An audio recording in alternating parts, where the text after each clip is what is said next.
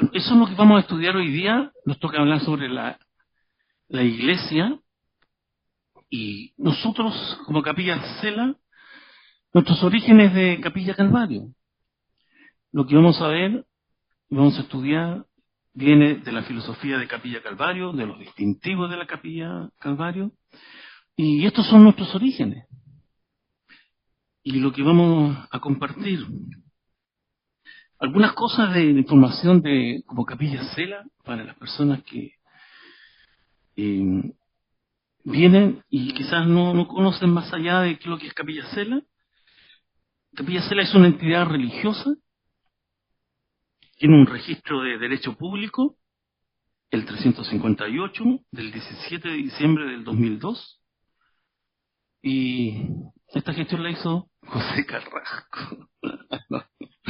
Don José, bueno, hizo todos estos trámites y de cuánto se llama de la Capilla Cela, y hemos permanecido.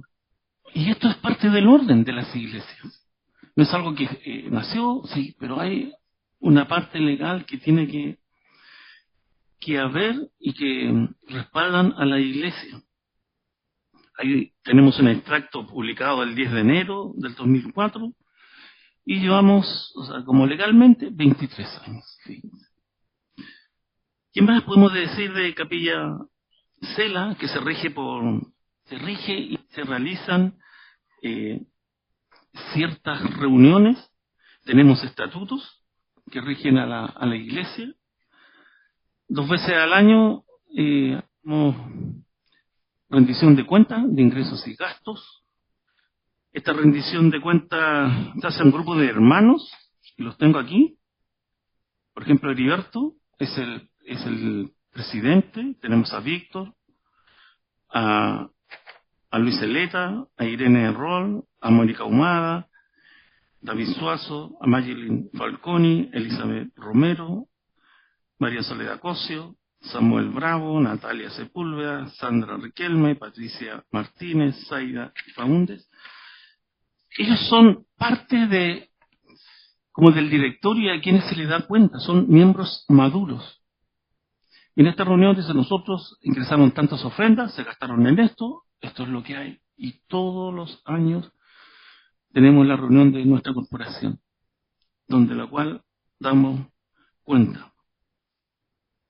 Ahora, una de las cosas que identifica a Capilla Cela, que enfatiza en la enseñanza de la palabra, en una alabanza y en una adoración escritural.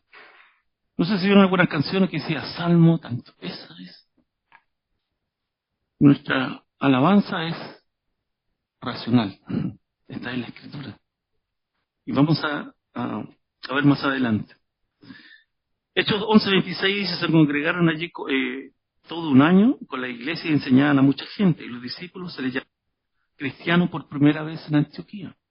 Y eso es lo que nosotros practicamos. Somos cristianos. Nos identificamos. Somos discípulos de Cristo. Estudiamos, somos estudiantes de la Biblia.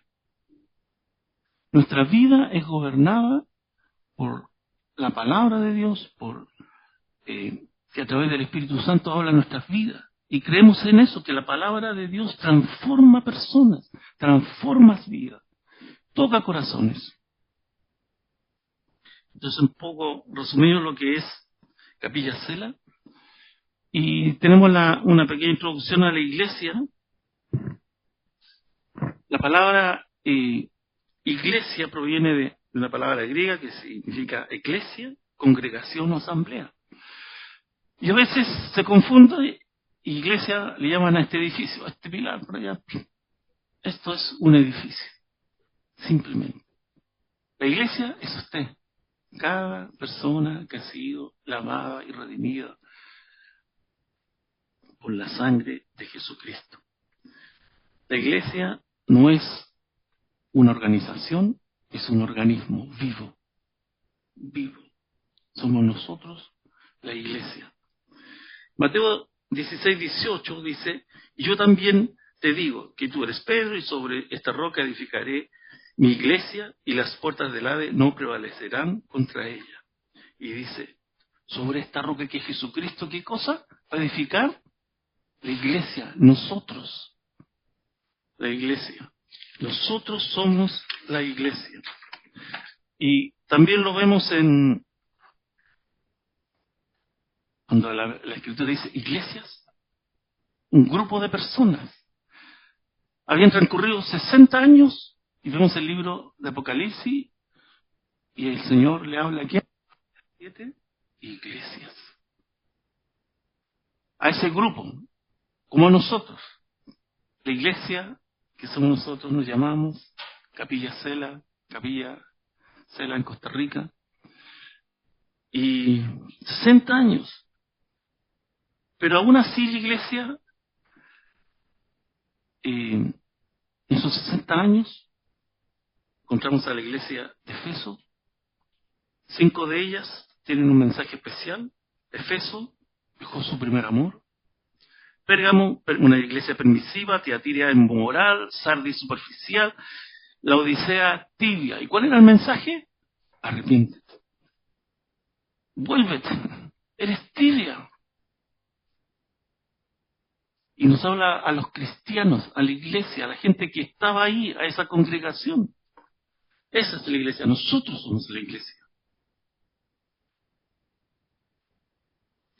Encontramos algunas referencias, por ejemplo, en Efesios 1, 22 y 23, y sometió todas las cosas bajo sus pies, y lo dio por cabeza sobre todas las cosas a la iglesia, la cual es su cuerpo, la plenitud de aquel que todo lo llena en todo. La iglesia se compone, es un cuerpo. Cada una de las personas que están acá es parte del cuerpo de Cristo. Vemos a los músicos, estas personas que están haciendo clases, los niños. Hay otros que están cuidando los autos, recibiendo a la gente. Hay diferentes. Pero entre todos somos un cuerpo. No somos, como dice la Escritura, no somos todos ojos, todos manos. A algunos le tocó ser el dedo gordo del pie, pero tiene su función. Si no, el dedo gordo no puede tener estabilidad, se caería. Es importante, sí, vive en un zapato, pero es importante. Es parte del cuerpo. Todos los miembros son importantes. La iglesia es un cuerpo. La iglesia, según la Biblia dice, es un organismo vivo y dinámico. No solo una organización estática. Es el cuerpo de Cristo en el mundo, llamado a reflejar su amor, gracia y verdadera a través de sus acciones. Esto es la iglesia. Luego tenemos el nacimiento de la iglesia. Y vamos a ver que hay 4 funciones básicas de la iglesia. ¿Cómo nace? En el libro de los Hechos. Lo pueden buscar en Hechos 2:42, que va a ser nuestro texto principal, donde nace la iglesia, donde vive la iglesia, donde se desarrolla la iglesia. Y cuando no está esto, hay problemas, como estas 5 iglesias. Porque no permanecieron en esto, que es el fundamento. Y dice, y perseveraban, ¿qué cosa? En la doctrina de los apóstoles, la comunión, unos con otros, en el partimiento del pan y en las oraciones. Esto caracterizaba a la iglesia. ¿Qué cosa? Permanecer. ¿Qué le dijo Jesucristo? Que debían estar en la vid verdadera. ¿Permanecer quién? En mí. Y ellos lo estaban haciendo. Permanecer en la vid verdadera que es Jesucristo. Otra de las cosas que vemos acá, que en el libro de los Hechos, podemos ver a la iglesia tal como Dios quiso que sea. Y al final, en el último, vamos a ver una visión general, ¿sí?, del libro de los Hechos, cómo era la iglesia. Y a ver, cuando empecemos a leer algunos versículos, usted puede imaginarse cualquiera de estas denominaciones o iglesias que han salido, si es lo que el Señor enseñó. Pero lo principal es la palabra. ¿Perseveraban en qué? La palabra. No es lo que yo creo, es lo que dice, porque escrito está. No hay otra cosa. Es el fundamento, es la enseñanza. Si no está en la escritura, y no lo enseñaron los apóstoles, y no lo vivieron, la iglesia, pues eso es una falsa doctrina. Es una falsa doctrina. Cuando estoy en la palabra, ¿qué dice? Eso, la palabra dice que me aleja del pecado. Pero cuando no estoy en la palabra, voy a ir en pos me acerco al pecado. Bueno, vemos acá en el libro de Hechos, en el 2:42, 4 cosas. Perseveraban en la doctrina de los apóstoles. Y que este es nuestro modelo. Y cómo debemos ser, cómo debemos practicar. Y a través del libro de los Hechos, cuando comencemos a estudiar, vamos a ver eso. Y Pablo, por favor, cuando vengas, tráeme los rollos que dejé. Oye, la palabra. Los hermanos de Berea estaban hablando ahí. No, espera un poquito. Deja verificar, deja ver si eso es cierto. Ver con la palabra. Si es cierto o no. No se tragaban cualquier cosa, porque ellos perseveraban en eso, en la comunión unos con otros. Y este compañerismo, hay un paseo, aproveche de ir, de sentarnos, invita a tomar un tecito, pero podemos compartir ese momento grato de, no sé, pues de repente hablamos de cualquier tontera, pero rico estar ahí. Pero es eso, de conocernos más, ese era el cuerpo. Hay muchos de nosotros que llevamos años, y cuando algo le pasa a alguien, ¡uy, que nos dolimos! Más que un familiar, estamos orando por él. En el partimiento del pan, recordar qué cosa, lo que es el sacrificio del Señor Jesucristo, siempre presente debe estar en la iglesia, siempre. ¿Y qué cosa? En las oraciones. Nosotros los días miércoles reunión de oración. Si usted tiene necesidad, mande un correo, no puedo estar, pero necesito que oren por mí, necesito que oren por mi familia. Tengo problemas graves con mis hijos. Tengo problemas, y sea sincero. Si queremos orar, sí, pero chuta, ¿por qué oramos? Oración, pero ¿por qué lo que necesitamos? Oración. ¿Sabes qué, chuta? No sé, mi padre y mi madre están delicados de salud, y eso me duele. Las oraciones eran uno, dice la Escritura. Sentían lo mismo. Bueno, la iglesia era una iglesia dinámica, era una iglesia dirigida por el Espíritu Santo y con poder del Espíritu Santo, una iglesia que llevó el Evangelio al mundo. En Colosenses dice, a causa de la esperanza, Colosenses 1, del versículo 5 al 6, dice, a causa de la esperanza que os está guardada en los cielos, de la cual ya habéis oído por la palabra verdadera del Evangelio, que ha llegado a vosotros así como a todo el mundo, y lleva fruto y crece también en vosotros, desde el día que oísteis y conocisteis la gracia de Dios verdadera. Y esto era, llevaban el Evangelio. ¿Y qué cosa? La gracia. El mensaje principal que siempre debe estar en cada reunión es la redención. Nosotros, la redención del hombre. El hombre necesita la salvación. Ese es por el cual Jesucristo vino. Por eso terminamos y a veces hacemos el llamado. Que la gente pueda venir a Jesucristo. Dice, por lo tanto, la palabra de Dios era la prioridad en el ministerio de la iglesia primitiva. Y por eso nosotros de repente somos medio cuadraditos, ¿sí? Porque esa es, como cantamos, esa es nuestra conducta de fe. Ese es nuestro manual, la Escritura.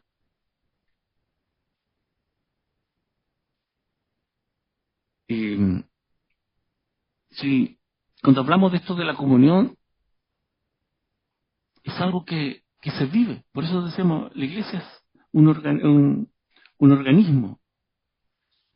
Y yo los insto a que puedan quizás llegar más temprano, para que puedan conocer más a sus hermanos. Y cuando termine, no se vaya al tiro. Converse con alguien.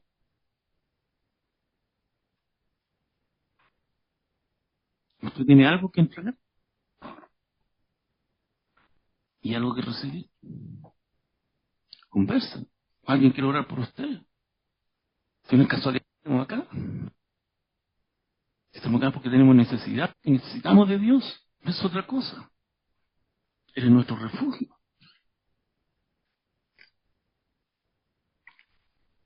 Y aquí, la metodología de estudio de la capilla, aquí voy a disparar para todos lados. ¿Ah? Vamos a hablar de la metodología de estudio, de la alabanza y el servicio. En nuestra iglesia, la metodología de estudio o el método de interpretación de la Biblia que hacemos nosotros es un método expositivo. Vamos a leer, vamos a explicar, y si alguien no entiende o tiene duda, tiene esa libertad de acercarse y preguntar. Jorge, no entendí, o yo lo entendí mal o tú lo dijiste mal. Oh, tenés razón. El próximo domingo lo aclaramos. Me equivoqué. Tenemos esa libertad, somos estudiantes de la Biblia, nadie sabe más que otro. Porque un día estoy bien, otro día estoy más o menos. Pero la palabra es la que nos hace madurar, la que nos hace crecer. Recordemos que nosotros como cristianos somos movidos por el Espíritu Santo. Él habla en nuestro corazón. Nuestra prioridad es enseñar su palabra. Ella tiene vida, porque es inspirada por el Espíritu Santo. Transforma vida, nos muestra nuestra condición y nos rendimos simplemente a los pies de Jesucristo. No hay otra cosa. ¿Qué voy a hacer? No, es Jesucristo. Nuestra metodología de estudio de la palabra.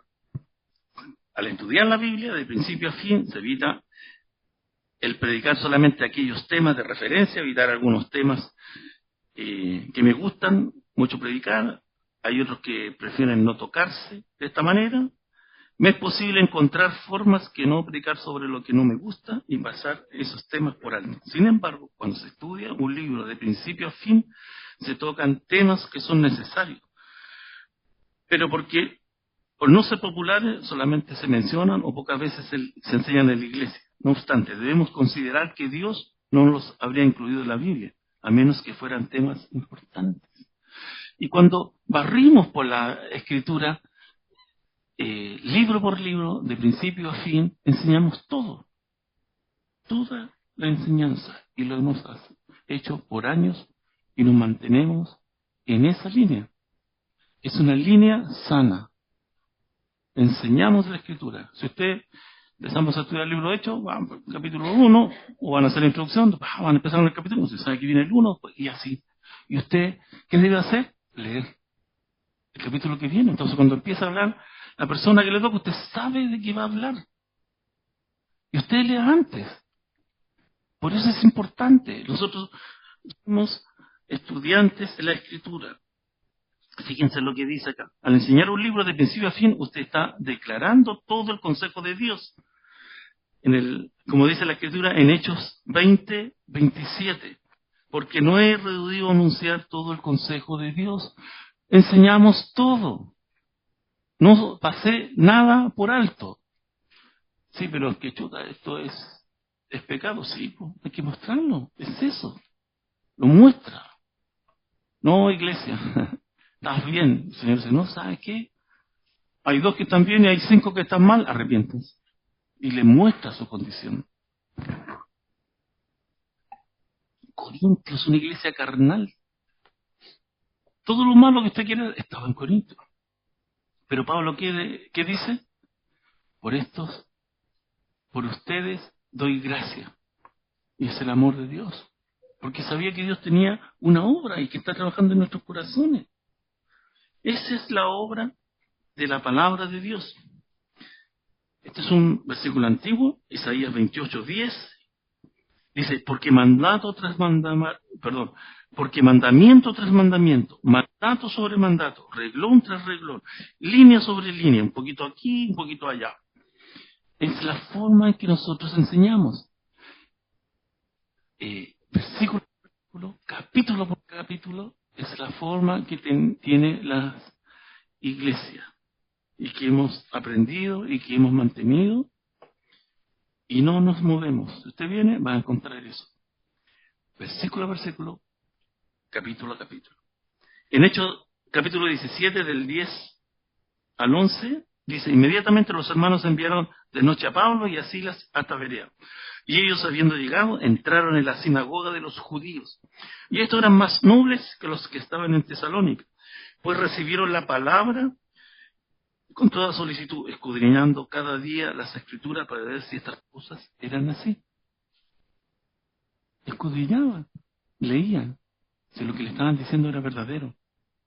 Si el Señor era lo que Él había enseñado, era eso. Cada día escudriñaban las escrituras.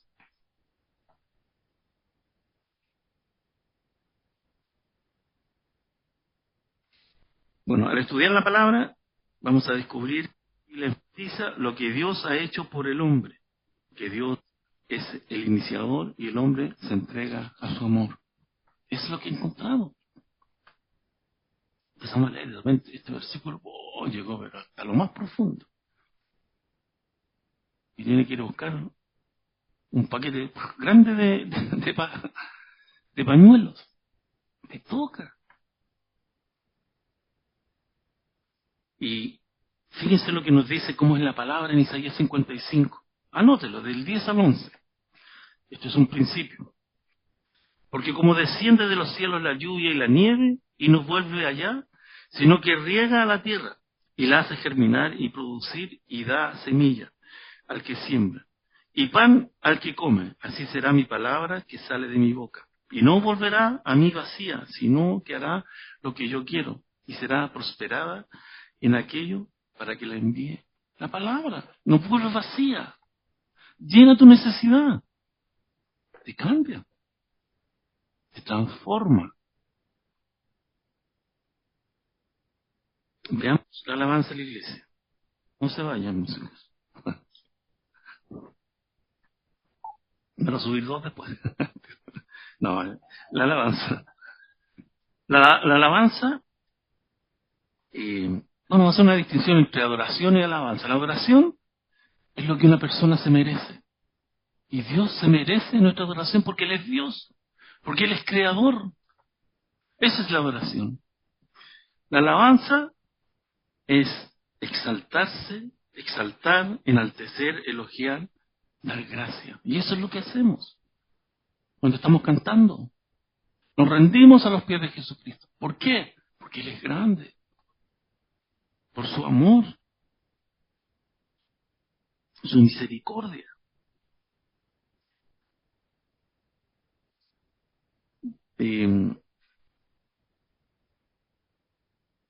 Y la alabanza proviene solamente de un corazón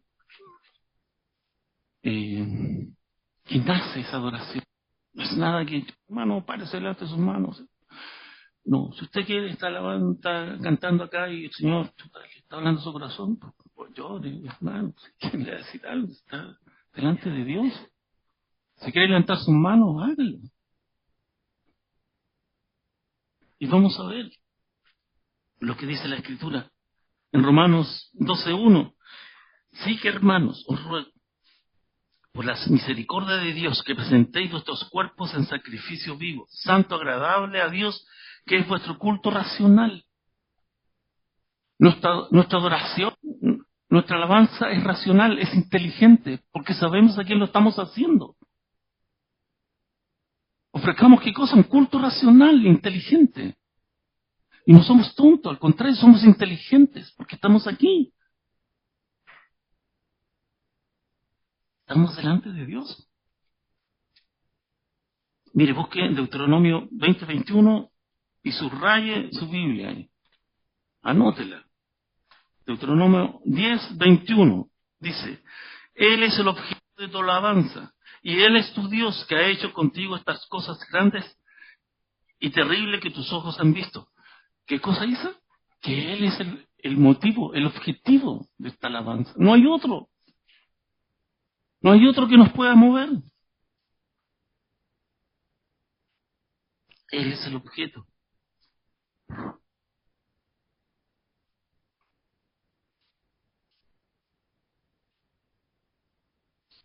La verdadera oración alabanza, ¿saben cuál es?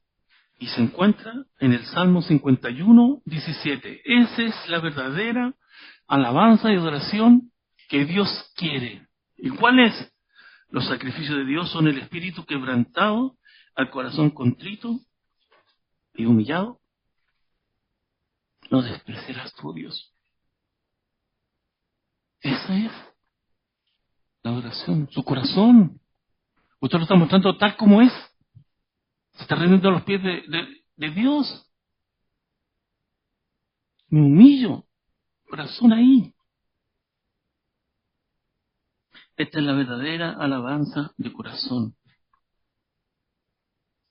El servicio de los líderes. La palabra ministro realmente significa sirviente. Hay personas que están acá en la iglesia que a nadie se les paga, todos son personas que hacen las cosas por amor. Llegan temprano, usted viene ahí, va al baño, está limpiecito, está en la silla, está ahí olor a cera. ¿Sí? Hay personas que han, ¿cuánto se llama?, propuesto en su corazón llegar y hacer esas cosas, de servir a otros, a sus hermanos. O en la sala de los niños, llegan limpia. Y no porque tenga que hacer clases, sino porque y pasan la aspiradora y todo. ¿Y por qué? Porque hay arañas. Y yo no quiero que una araña le pique a un niño. Y lo voy a hacer. Y esa es parte del amor. Es parte del amor, del servicio.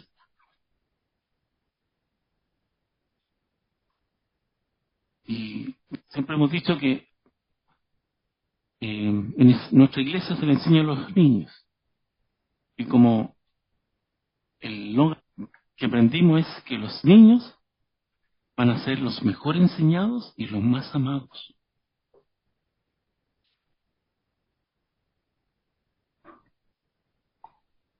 Eso es lo que están haciendo los maestros por sus hijos. Cada domingo preparar y enseñar la escritura y amarlos. Amarlos. Entonces habíamos dicho que ministro significa sirviente.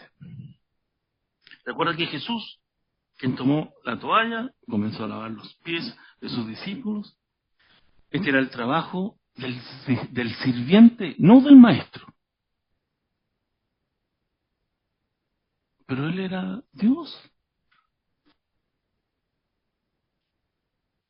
Juan capítulo 13, del versículo 13 al 15, dice: Vosotros me llamáis maestros y Señor, y decís bien, porque lo soy. Pues si yo, el Señor y el Maestro, he lavado vuestros pies, vosotros también debéis lavar los pies los unos a los otros. Porque ejemplo os he dado, para que como yo os he hecho, vosotros también hagáis. Y esa es parte. Si el Señor lo hizo, ¿por qué no lo voy a hacer? Es parte del amor. Mire, les voy a dibujar. ¿Lo ven ahí? Esta es una pirámide al revés. ¿La ven? Yo no. No, pero es una pirámide al revés. La pirámide al revés simboliza como el servicio. El líder está acá abajo y las ovejas acá arriba. ¿Y los líderes qué tienen que hacer? Servir a todos. A todos. No es como en las empresas, que es al revés. Está el gerente, el subgerente, y al final están todos los trabajadores. Acá no es al revés. Nosotros servimos a los hermanos. Ese es el servicio de los líderes, de las personas. La enseñanza es dar y ministrar en lugar de tomar y recibir. Ese es lo que encontramos en la Escritura. Cuando dice la Escritura, cuando Jesús dijo, es mejor dar que recibir. Dar a la gente la palabra de Dios gratuitamente, dándolo nosotros mismos con libertad, sirviéndole a la gente, caminar la segunda milla. Si usted tiene auto y su hermano va para allá, llévelo. Llévelo. Es su hermano. Son 30 kilómetros más. No, sí.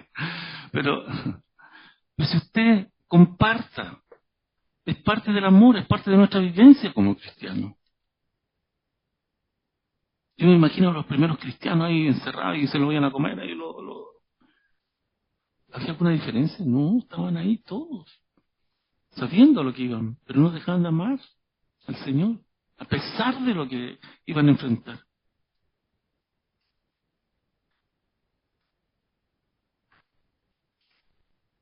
En Hechos capítulo 6, del versículo 2 al 4 dice: entonces los 12 convocaron a la multitud de los discípulos y dijeron: no es justo que nosotros dejemos la palabra de Dios para servir a las mesas. Buscad pues, hermanos, entre vosotros a 7 varones de buen testimonio, llenos del Espíritu Santo, de sabiduría, a quienes encarguemos de este trabajo. Y nosotros persistiremos en la oración y en el ministerio de la palabra. Acá había una situación en la iglesia. Las viudas, las griegas, no estaban siendo bien atendidas y buscan a 7 hombres, no cualquiera, de buen testimonio, llenos del Espíritu Santo. ¿Y para qué? Pues para servir las mesas. ¿Y usted cree que dijeron: no, pues es que yo no estoy preparado, yo estoy para otra cosa? ¿No? Yo estoy para estar a cargo de un grupo. No, ellos lo hicieron con gozo. Y el motivo era porque nosotros debemos persistir, decían los discípulos, en la oración, y dice, y en el ministerio de la palabra. Lo encontramos siempre. Encontramos acá qué cosa: la comunión. La comunión de los hermanos. Están preocupados por ellos, por la necesidad. Pero lo importante, sí, el cuidado de los hermanos. Pero había que enseñar la palabra y no lo dejaron, no lo descuidaron. Nosotros no podemos descuidar. No podemos dejar de hacer eso. Esa es nuestra prioridad.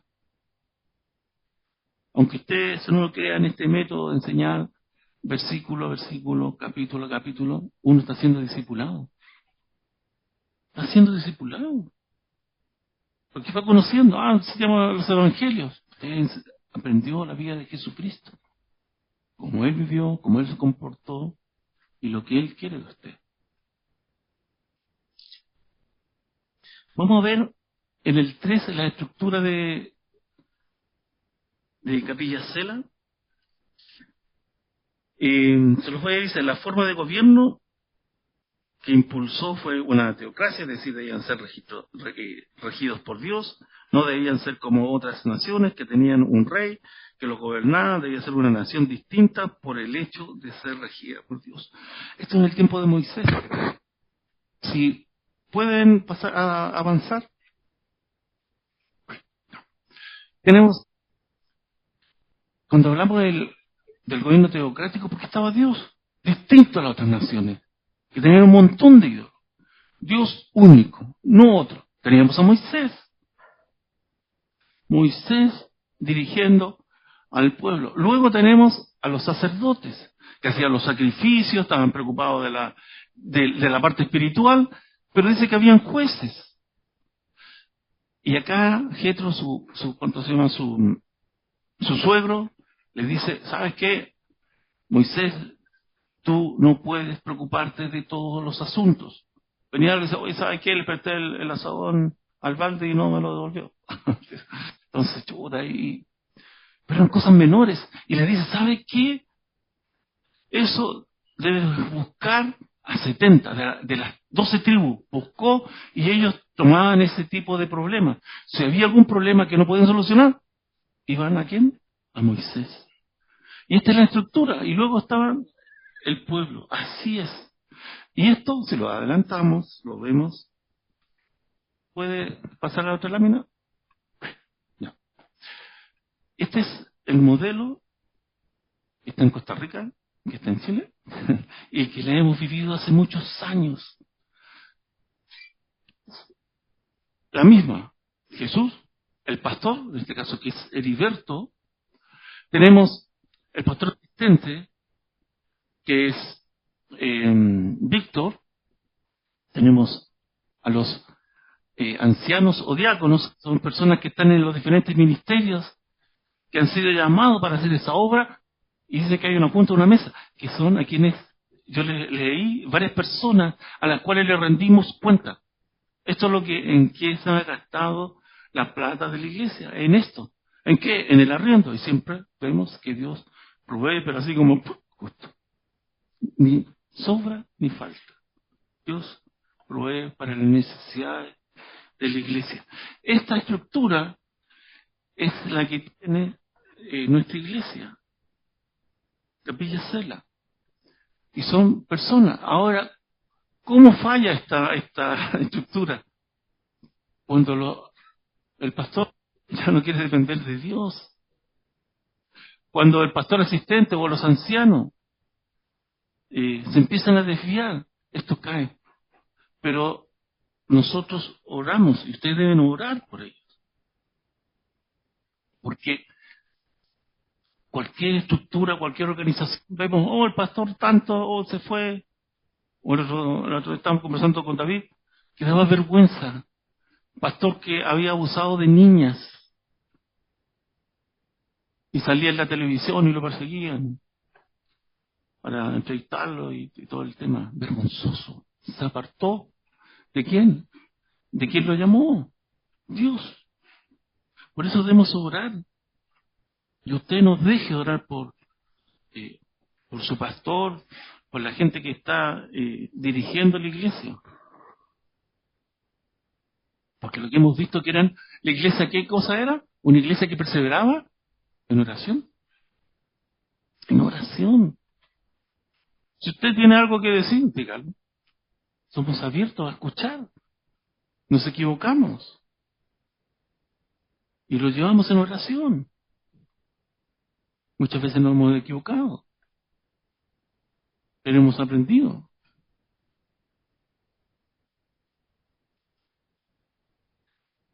Y, bueno, hay otras, dentro del el pastor principal,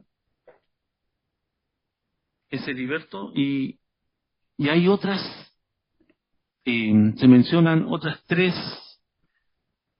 formas de gobierno. Una que es los episcopas, que son los obispos, que es una persona, un pastor que dirige la iglesia. Se los voy a mencionar solamente, no quiero van a alcanzar a terminar a ver todo. También tenemos los que son los presbíteros o los ancianos, que son un grupo de líderes que dirigen la iglesia. Y por último, la tercera, que son la iglesia congregacional, que es la congregación que, bueno, vamos a traer, no, este pastor no me gustó, voy a traer otro. Que dirige. La última no está en la escritura. Las otras dos sí. Se las voy a mencionar. Por ejemplo, la de los obispos, donde está el pastor, en 1 Timoteo 3:1 dice, y la primera forma de gobierno fue la de los obispos o supervisores. La palabra griega es episcopos, y Pablo escribió, palabra fiel. Si alguno anhela obispado, buena obra desea, Timoteo nos da los requisitos para los equipos. Que es necesario que el obispo sea irreprensible, marido de una sola mujer, sobrio, prudente, decoroso, hospedador, apto para enseñar, y da una serie, no dado al vino, una serie de cosas. O sea, lo que está diciendo un hombre íntegro, un hombre apartado. ¿Para quién? Para Dios. Y eso era. Bien, pero tienes que cumplir estos requisitos. Lo otro, que es el grupo de los ancianos, lo encontramos en Hechos 14:23, que también es otra forma de liderazgo, y que dice, y constituyeron ancianos en cada iglesia, y habiendo orado con ayuno, los encomendaron al Señor en quienes habían creído. Eran hombres apartados, que querían hacer la voluntad de Dios, que no buscaban el beneficio propio. Por eso es importante. Hombres, incluso apartados para Dios. Y encontramos en las mismas epístolas pastorales cuando dice, ¿sabe que no imponga las manos apresuradamente? ¿Ves los requisitos que hay? Y lo encontré en Timoteo, en Tito, y así deben ser estos líderes.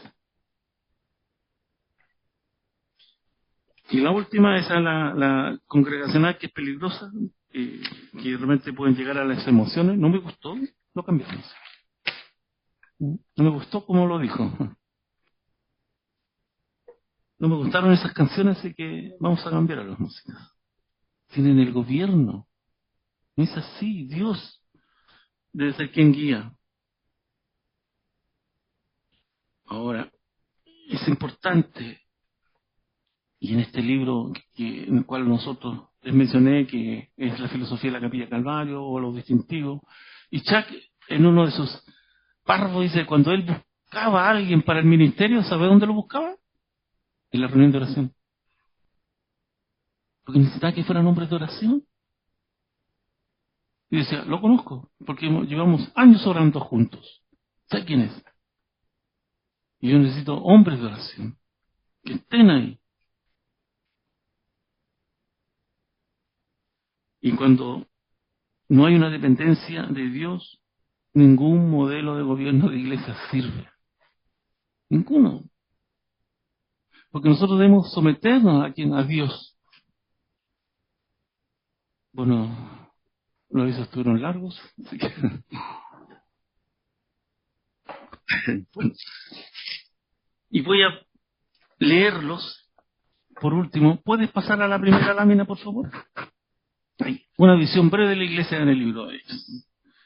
Y vamos ahí, se los voy leyendo. Busquen en Hechos, capítulo 1, y vamos a ver, y ustedes en su mente imagínense como alguna iglesia que ha conocido.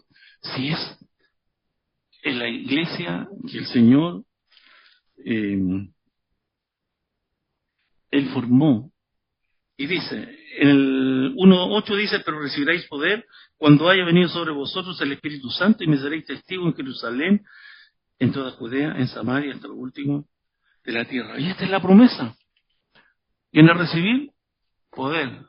Traducción dinamita, como la dinamita, o dunamis, que es autoridad. Viene a recibir la autoridad de Dios para hablar. ¿De quién? De Jesucristo. Versículo 14, del capítulo 1. Pero todos estos perseveraron unánime en oración y ruego con las mujeres y con María la Madre de Jesús y con sus hermanos. Características de la iglesia. Perseveraban unánime. Estaban juntos, en oración. En oración, y lo vamos a encontrar. Vimos 4 requisitos que eran la característica. Perseveraban unánimes en oración. Capítulo 2, versículo 1. Y cuando llegó el día de Pentecostés, estaban todos, ¿qué cosa? Se buscaban. Eran como un imán. No podían estar. Necesitan compartir la comunión. Versículo 4. Y fueron todos llenos del Espíritu Santo y comenzaron a hablar en otras lenguas. Según el Espíritu. Sí, porque estaban buscando de Dios. Por eso fueron llenos. Porque estaban en oración. Y Dios iba a hacer eso. La fiesta de Pentecostés se realizaba 50 días después de la fiesta de la Pascua. El Señor estuvo 40 días y luego ascendió. Y en esos 10 días que quedaron, ellos debían perseverar en oración día tras día. Partieron 500, quedaron 120. Pero perseveraron en la oración y el Señor mandó su promesa. Vamos al capítulo 2, versículo 23. A este, entregado por el determinado consejo y anticipado conocimiento de Dios, prendisteis y matasteis por manos de inicuos y crucificándole, al cual Dios levantó y soltó los dolores de la muerte, por cuanto era imposible que fuese retenida por ella. Este es el mensaje. Jesucristo resucitado, no hay otro. No hay otra visión, no, la prosperidad, que no sé qué, que los ángeles, wow. No, este es el mensaje de la iglesia, no hay otro. La redención del hombre, versículo 40 del capítulo 2. Y con otras muchas palabras testificaban y les exhortaba, diciendo, sed salvo de esta perversa generación. Así que los que recibieron su palabra fueron bautizados y se añadieron aquel día como 3,000 y perseveraban ¿en qué cosa? En la doctrina de los apóstoles, la comunión unos con otros, el partimiento del pan y las oraciones. El mensaje del Señor. Y estas personas se añadían. ¡Ay, cuántos se hicieron cristianos! ¡Ay, 3,000! personas, tocados por el Espíritu Santo, por el poder de su palabra. Versículo 44. Y todos los que habían creído estaban juntos y tenían en común todas las cosas. Y vamos a ver cómo era la iglesia. Todo en común, pensaban, vivían para Dios. Hay una necesidad, mi hermano está en necesidad, Dios me tocó, lo voy a ayudar. Siento esto, voy a ir a orar por él. 46. Y perseveraban unánimes cada día en el templo y partimiento del pan, en las casas comían juntos, con alegría y sencillez de corazón. Yo me imagino, un tecito ahí nomás, con una galletita de soda, pero estaban juntos, conversando. Juntos estaban y perseveraban nuevamente unánimes cada día. Querían estar en la presencia de Dios. El salmista decía, anhela mi alma y aún ardientemente los atrios de Jehová. Mi Dios, canta al Dios mío. Me gocé con los que decían, a la casa del Señor iremos. Versículo 47. Alabando a Dios y teniendo favor con todo el pueblo, el Señor añadía cada día a la iglesia los que habían de ser salvos. Esta es la obra de Dios, no somos nosotros.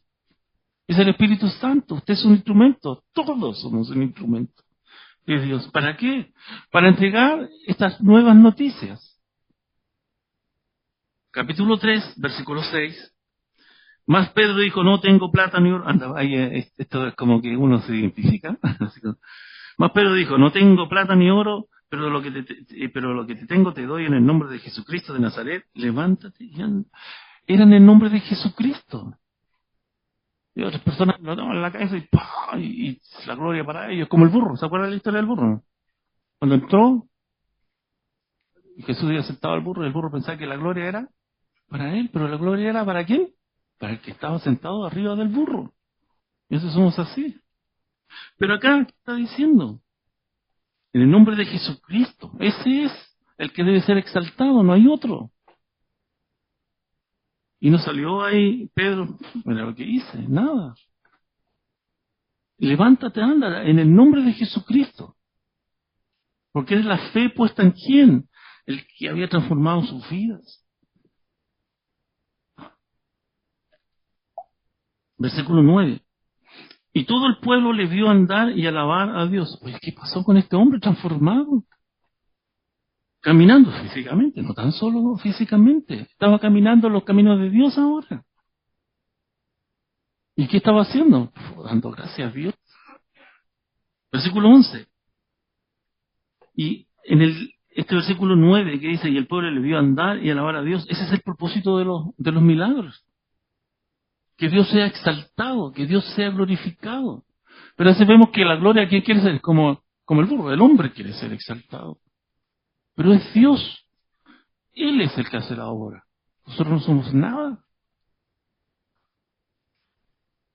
Versículo 11. Y teniendo asido a Pedro y a Juan, el cojo que había sido sanado, y todo el pueblo atónito concurrió de ellos al pórtico. Uy, estaba ahora ahí. Ahora un testigo. El ex cojo. Sano. Versículo 15. Voy a leer 14 y 15, dice. Mas vosotros negáis al santo y al justo, y pedisteis que os diese un homicida. Y matasteis al autor de la vida, a quien Dios ha resucitado de los muertos, de la cual nosotros somos testigos. Este es el mensaje. No ha cambiado, es el mismo a través de la Escritura. ¿Quién? Jesucristo ha resucitado. Él vive. Ese es el mensaje a través de la Escritura. 19. Así que arrepentíos y convertíos para que sean borrados vuestros pecados, para que vengan de la presencia del Señor tiempos de refrigerio. El Señor quiere hacer eso. ¿Quiere qué cosa? Que ustedes se arrepientan. Quiere que sus pecados sean borrados, que usted sea transformado, que usted venga a una vida eterna. Ese es el mensaje que encontramos en el libro de los Hechos de la Iglesia. Capítulo 4, versículo 2. Resentidos de que enseñasen al pueblo y anunciasen en Jesús la resurrección entre los muertos.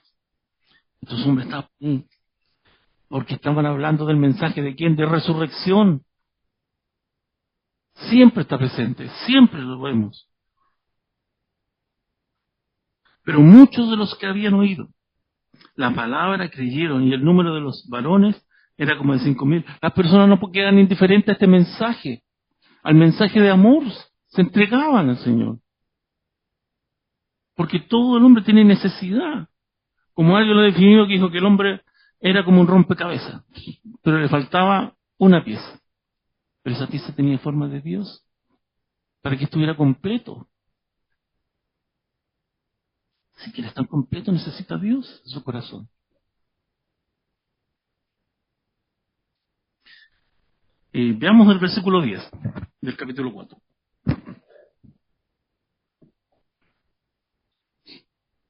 Sea notorio a todos vosotros y a todo el pueblo de Israel, que en el nombre de Jesucristo de Nazaret, a quien vosotros crucificaste, a quien Dios resucitó de los muertos, por él este hombre está en vuestra presencia sano. Véanlo. Es el Señor. No fuimos nosotros. No fuimos nosotros. Es el Señor el que lo hizo. 11. Este Jesús es la piedra reprobada por vosotros, los edificadores, la cual ha venido a la cabeza del ángulo. Y en ningún otro hay salvación. Porque no hay otro nombre bajo el cielo dado a los hombres en que podamos ser salvos. No hay otro. Es Él, es Jesucristo. ¿Usted qué está buscando? Si Jesucristo, Él es la salvación. En ningún otro hay salvación. Porque no hay otro nombre dado a los hombres en que podamos ser salvos. Es Jesucristo. Y ellos lo están dando, lo están mostrando. Esa es la iglesia primitiva. Esta es la iglesia Capilla Cela, que va a anunciar y que vamos a comunicar, ¿qué cosa? Esto. En ningún otro hay salvación. ¿En qué busca? No, es que voy a leer la carta. No, sí, yo sé cuál es tu destino. Tu destino puede cambiar. Ah, sí, sí, conoce a Jesucristo. ¿Quieres ver las cartas? No las veas, yo te voy a mostrar un versículo que va a cambiar tu vida. Versículo 19. Más Pedro y Juan, respondiendo y diciéndoles, juzgad si es justo delante de Dios obedecer a vosotros antes que Dios, porque no podemos dejar de decir lo que hemos visto y oído. Oye, no vamos a dejar de hablar de las maravillas. Y este es el Señor, en quien habían creído. Pedro lo tenía clarito. Después de todo lo que vivió y esa comunión que tuvo. Versículo 30 y 31 del capítulo 4. Mientras extendiendo tu mano para que se hagan sanidades y señales y prodigios mediante el nombre de tu santo Hijo Jesús. Cuando hubieron orado, el lugar en que estaban congregados tembló y todos fueron llenos del Espíritu Santo y hablaban con de nuevo la palabra de Dios. No podían dejar, se hacían cristianos. ¿Y qué cosas hacían? Iban a decir lo que habían recibido. Conocer a Jesucristo. Tocó mi corazón. Se lo transmitían a otras personas. Porque el Señor les dio el poder y la autoridad. Nadie los podía hacer callar. Nadie. ¿Qué quieres? ¿Que te voy a obedecer a ti o a Dios? Yo obedezco a Dios. Y lo hacía. 32. Y la multitud de los que habían creído era de un corazón y un alma, y ninguno decía ser suyo propio nada de lo que poseía, sino que tenían cosas en común. Dice que eran de un mismo corazón. Y ese corazón era el mismo, porque era Jesucristo en sus vidas.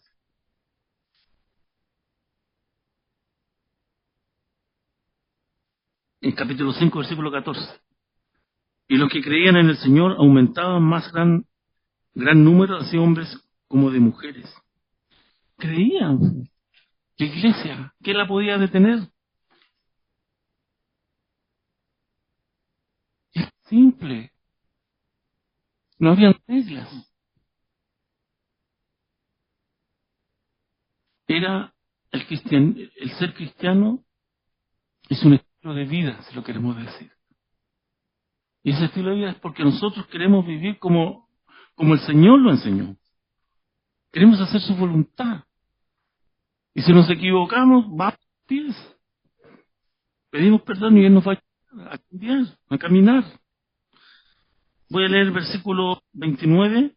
Y respondió Pedro y los apóstoles diciendo, ¿es necesario obedecer a Dios o antes que a los hombres? 30. Y el Dios de nuestros padres levantó a Jesús, a quien vosotros matáis y colgaste.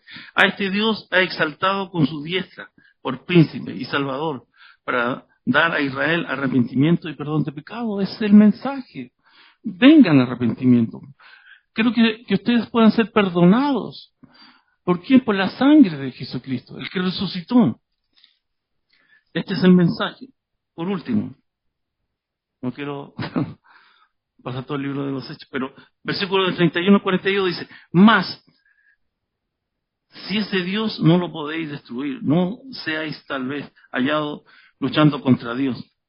Acá el relato es que estaban haciendo el juicio y estas personas estaban diciendo esto. Y convinieron con él, y llamando a los apóstoles, después de azotarlos, les intimidaron que no hablasen en el nombre de Jesús, y lo pusieron en libertad. Y ellos salieron de la presencia del concilio gozosos de haber sido tenidos por digno de padecer afrenta por causa del nombre, todos los días en el templo y por las casas, y no cesaban de enseñar y predicar a Jesucristo. ¿De enseñar qué cosa? Su palabra. ¿Y de qué cosa nos dice acá? Y de predicar a Jesucristo, ese mensaje, que el hombre puede ser salvo, que el hombre hay una vida eterna para él, que él puede ser un hijo de Dios, que puede ser transformado. Ese era el mensaje de la iglesia, no hay otro. Y cuando usted mira a otro lugar o otras iglesias, y usted ve este libro de los Hechos, oye, esto no es el mensaje de redención, que otras personas vengan a conocer a Jesús. En Él hay salvación, que hay libertad. Esto es lo que nos enseña. Vamos a comenzar a estudiar el libro de los Hechos, léalo. Es como que uno se transforma ahí viviendo. Y cuando les hablé de cómo era Capilla Cela, es eso lo que queremos vivir. No queremos apartarnos. Queremos ser hombres de oración, hombres de la palabra. Queremos que usted crezca, que avance, que permanezca.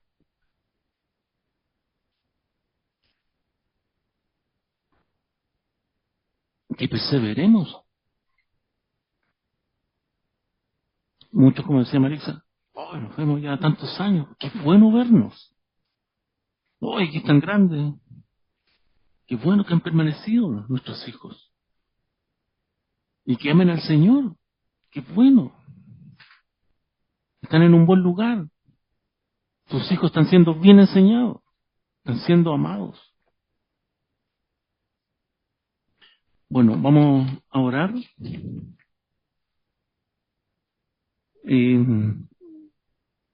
Vamos a inclinar nuestros rostros y como leímos y enseñamos. Si alguien tiene necesidad, vamos a orar, levante su mano, queremos orar por usted. Si tiene, no sé, está angustiado, amén, Señor te bendiga.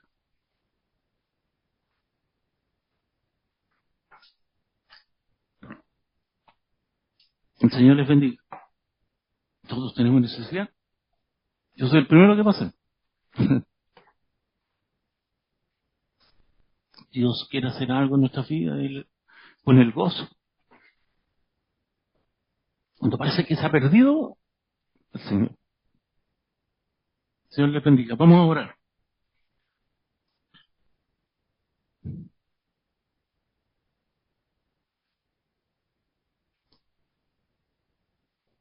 Bueno, Señor, estamos delante de ti. Tú conoces nuestro corazón, nuestra necesidad, tú conoces nuestras angustias. Pero sabemos que tú eres nuestro refugio.